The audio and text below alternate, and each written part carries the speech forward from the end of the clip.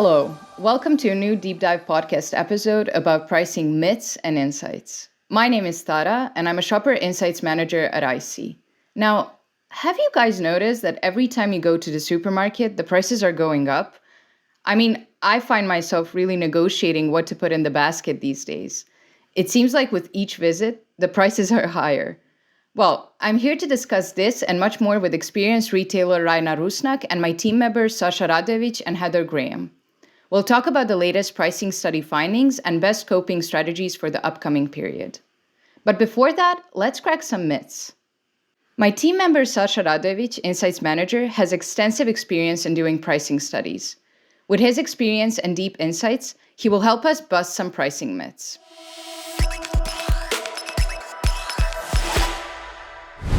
Hi, Tara. I'm super excited for the discussion today. Let's start with the usual misconceptions. One of them is that small price changes have little impact on profits. Companies often think something along the lines of, 50 cents won't be a deal breaker. It's not such a big difference. No one will notice. However, things actually work a little bit differently. Right, Sasha? Yes, and the truth is that buyers do not make judgment calls on a percent basis. So will not differentiate between, say, $2.05 and $2.06. However, they do differentiate at certain thresholds. So while you wouldn't necessarily lose a buyer jumping from $2.05 to $2.06, you could lose one going from $1.99 to $2. And this is now a well-known phenomenon that I'm sure most of you have heard of called left-digit bias. Basically, consumers often have these mental barriers regarding which price is okay and which one is too much. Sometimes these barriers are not really rational, but there are some pricing strategies that can predict and improve sales. Yes, and here we can talk about the elasticity function, which means finding the price points that may precisely predict the demand. That is, how does the demand change with different price points? This is something that you really want to have a good look into, especially when thinking about how to price your product before the official launch or increase the price of the existing product due to the, increased cost of production. Oh, and speaking of pricing a product, there is also that belief that price optimization is difficult and expensive. Sure, we're living in a very dynamic world nowadays, and it can be quite challenging. It sure can be, but there are research methods to use when we think about how to price something. At IC, preferably we use conjoint exercise, that is, testing different price points through this exercise. We can test many features or products or services, and price is surely one of them, usually the most important one. But someone could say it's expensive and slow, taking into account the dynamic situation we're living in. Not necessarily. Studies that involve conjoint exercise are usually fairly quick and easy to set up, as well as to obtain the data we need. However, make no mistake, one study is there to, in a way, scratch the surface. It can go deeper than that, but it's usually a starting point just to help us navigate through the storm. It'll probably take a few testing iterations to get the full picture. In addition to the conjoint exercise, we can always look into consumers' shopping behavior with a more realistic context via our virtual shopping exercise. And it's worth noting that both of these were used in our internal pricing research. Without that context and research, brands often seem to think and act in a way, if I want to increase sales, I need to reduce prices. But is this always a smart decision? In these unprecedented, unpredictable times, brands from various categories are facing some tough challenges. One of the dilemmas that I'm sure they've been dwelling on is, do I increase the price or decrease the size of my product? The fact is that consumers won't be happy either way, so you have to make a knowledgeable decision. What this means is that you have to know your category well. So approximately how many of your shoppers are price sensitive, how loyal they are, and so on. Say you go for a shrinkflation, that is reducing the size of your product. There are several great examples of doing this the right way. For instance, Coca-Cola in 2014 reduced the size of its large bottle from 2 liters to 1.75 liters. In 2010, Kraft slashed the weight of Toblerone bars from 200 grams to 170 grams. And for instance, Tetley in 2010 reduced the number of tea bags sold in one box from 100 to 88. And reflecting briefly on our internal study, when you decide to reduce the size, the outcome, of course, also depends on what your competition is doing. If you're the only one reducing the size at that moment, price-sensitive shoppers will most likely pick up on it very fast. And we've seen that affecting the sales right away, especially if you're a major player in the market. That's interesting. Were there any other trends you have observed? For sure. And one of them is what we internally call now a bacon threshold. What that means is that testing different price scenarios for bacon a year ago in our pricing research, it showed that this category, at least in the US, was resilient to any sort of price increase. Like there's a special place for this category, and you're going to buy it no matter the increase. However, this time around, we found out that the increase of 25% to the current price in the market leads to a significant drop in demand. And now let's head over to Heather and Raina for more on pricing.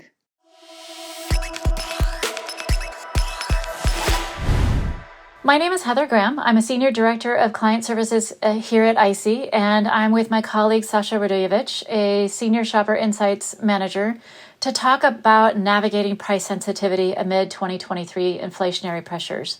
Sasha and I are also very privileged to have Raina Rusnak, a 2022 Top Woman in Grocery awardee, here with us to bring some retailer and broader perspective to this important topic. Raina, would you like to introduce yourself? Thank you, Heather. So I got my career start on the supplier side where I spent the bulk of my time getting grounded in research, and then spent 4 years on the client side as consumer insights lead at Peapod Digital Labs, where I supported consumer insights for the 5 great local brands of Ahold Delhaize. And one of the interesting pieces of that timing was that this all happened during COVID. So being able to have a pulse on the consumer during that time and to see all of these transitions is super interesting.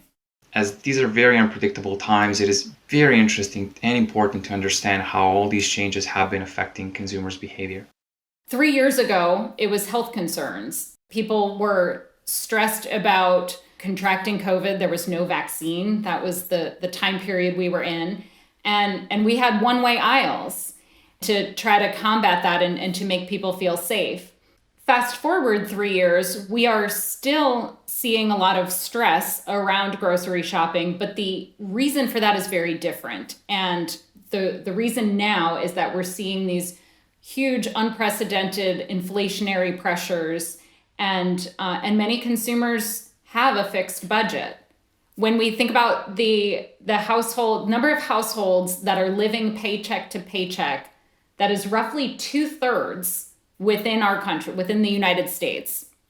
So consumers need to make adjustments at the shelf as other prices are rising, and consumers will tend to focus on some of the big pillars of the budgetary requirements first, like mortgage or rent, utilities, gas to get to and from work. Grocery spending sometimes becomes more of a discretionary spend. And as we think about the different levers that businesses will pull, so CPGs and retailers, those are some of the things we're going to dive deeper into with shrinking packages versus raising rates. But customers also have some levers that we're seeing them pull. So we're seeing 3 main behaviors that customers are opting for at the shelves. And one is that 42% of current consumers are reporting that they are more aggressively searching for deals and discounts every time they shop. The second thing that we are seeing is that roughly a little bit more than a third, so roughly 35% of consumers have reported that they've switched to a lower cost grocery retailer in the past year. And finally, the other behavior that we're seeing is that approximately 1/4 of consumers are reporting that they are purchasing private label brands more often now than they were 1 year ago in an attempt to save money and to try to make their budget stretch a little bit further. So taking a little bit more of a deep look in terms of 4 specific categories, IC did some research earlier in March in the US, repeating research that was done in March of 2022 to track sort of consumer changes in attitudes and also behaviors. Exactly, Heather. So this year, we've decided to pretty much replicate that pricing study conducted in March of 2022 and see if anything has changed over the course of 12 months. In order to investigate this the best way we can, we had 2 separate exercises used in the study and independent samples going through these exercises. Those were virtual shopping exercise, which was followed by a traditional survey, and conjoint exercise, also followed by the same traditional survey. And we decided to go with the same categories tested a year ago to be able to make those proper comparisons. And those were 2 lower frequency categories, body wash and dishwash, and 2 higher frequency categories, bacon and chips. And within these exercises, consumers faced different scenarios. In virtual shopping, it was ranging from the current pack price and size to increased prices of 1/3 of the shelf and then the entire shelf, but also to decreased pack size of 1/3 of the shelf and then also the entire shelf. And in conjoint, they were primarily faced with different price increase scenarios, ranging from 5% increase all the way to 25% increase, but also a size reduction of its packs by 20%. Looking at some of this view for the 4 categories that we focused on, which were body wash, chips, dishwashing supplies, as well as bacon, again, this forward-looking versus past-looking view, most folks say that everything has stayed the same in terms of what they've done relative to these categories. Notably, for dishwashing supplies, significantly fewer are claiming to have switched to more affordable or cheaper brands. But we all have or know someone with a story of small switching behaviors. Raina, you've got a great example.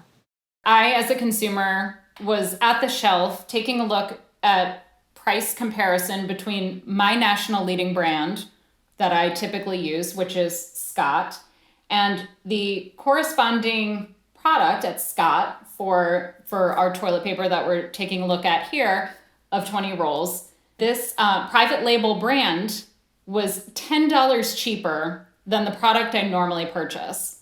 So what really hits home for me here is that this is a decision that consumers are faced with. People are making these trade-offs, sometimes because of quality, sometimes because of price, but this is becoming the reality, and this is one of the levers that consumers are actively pulling to fit within their budget. From an IC perspective, what we focused on in our research were 2 levers that are available to CPG brands and understanding consumer reaction to them. One is pack size and taking pack size. We'll talk about it in a little bit more detail later. But the way that we looked at it was from a shopping perspective, what happens when we reduce pack size by 20% for 1/3 of the shelf? And what happens if we reduce pack size by 20% for the entire shelf? If we dive more deeply into the most price conscious of our sample and look at how their shopping behavior in front of the category is impacted, we've got 3 scenarios here. We have the current scenario where everything is sized the way that it is today in today's market. Just know, right, today is different than a year ago. A lot of manufacturers have already taken pack size reductions. But the current status quo as of today, if 1/3 of the shelf takes a volume decrease, and if the whole shelf takes a volume decrease, what we see is, when 1/3 of the shelf for all 4 of these categories takes a decrease, it's quite noticeable, especially considering that these are the leading brands that we're impacting in our scenario with this pack size decrease. And what helps explaining this is that in this scenario, so with 1/3 of the shelf's packs being reduced in size, we intentionally reduced the size of only category leading brands. Looking a little bit more deeper into each of the categories specifically and when we're playing with price for these categories. Back to Sasha for additional details. Okay, so starting with the chips and looking at the conjoint data, We focused on chips variants such as original and flavor, but also big and small packs. And what we noticed right away with those dark bars on the graph is that no matter the price increase, original pretty much remains intact. On the other hand, same cannot be said for flavored variants that start to take a hit somewhere around 15% increase. All the while, big packs are also very likely to be affected, as consumers show the tendency to substitute with smaller packs, or some even walking away from the shelf or brand entirely. For body wash, the main data cut we had a chance to look into is between big packs with 30 ounces and more and small packs with less than 18 ounces. And what we noticed is a distinct shift from bigger to smaller packs. And notice how white bars continue to decrease with every next price increase scenario, while it is vice versa for smaller packs. This shows us that consumers are very sensitive to that current out-of-pocket situation, trying to spend as little as they can, even though we all know that might not be the best budget plan in the long run. Okay, and at a macro level for dishwash, looking at those used for machine washing, we notice that this subcategory stays stable. And we saw the same for hand washing as well, just not displaying it on this particular graph. But more interestingly, looking at the second bar on the graph, market leader liquid, although not significant, it takes a slight hit at 5% increase and then stabilizes throughout the other price scenarios. Pods, on the other hand, take a more notable hit, especially with 25% increase scenario. And you might wonder, where do these people go? Well, in part to private label pods, which is the top bar nearly doubling over different scenarios. And just to point out that once again, but just in other words, so this is the dishwash is the subcategory where we saw PL benefiting the most. And last but not the least, bacon. And from conjoint exercise, we notice how the big packs, so 16 ounces and larger, suffer to a certain extent. All the while, smaller packs see a growth with every price increase scenario at the expense of those bigger packs. Raina, any final thoughts that you'd like to add to this for our audience to leave with? Sure. So we would like to give you a very clean answer on which is the better option, to decrease pack size, to increase prices. But what we see through all of this research is that there's multiple right answers. There's no wrong answer here. And what that comes down to is that the answer depends. It depends on the category, it depends on the pack size, it depends on how much we're talking about decreasing that or raising rates. But what's important is for CPGs, retailers, to keep in mind the inflationary pressures that consumers are up against. And keeping in mind that 2/3 of households do live paycheck to paycheck. So at a certain point, budget constraints become very real, and like bacon, people will start walking away from the category. So as we think about that, wearing your business hat, thinking about what we as insights professionals need to bring to the table for the business to grow and continue to build that relationship with their consumers, but also remember to be the consumer. We all are. So think about how you would feel at the shelf, but then also keep in mind the lens that your target customer is viewing that change.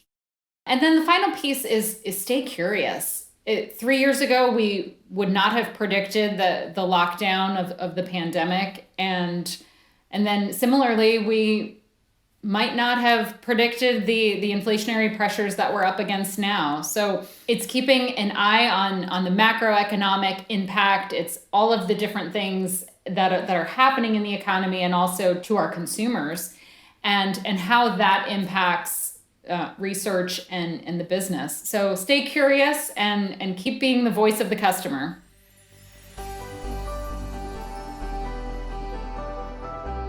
Thank you all for the deep dive into pricing, and thanks to all of you listening. If this type of debate was insightful to you, I highly recommend listening to the previous episodes on IC Podcast playlist. Until next time, when we'll go deep into claim testing. So let's stay in touch. Bye!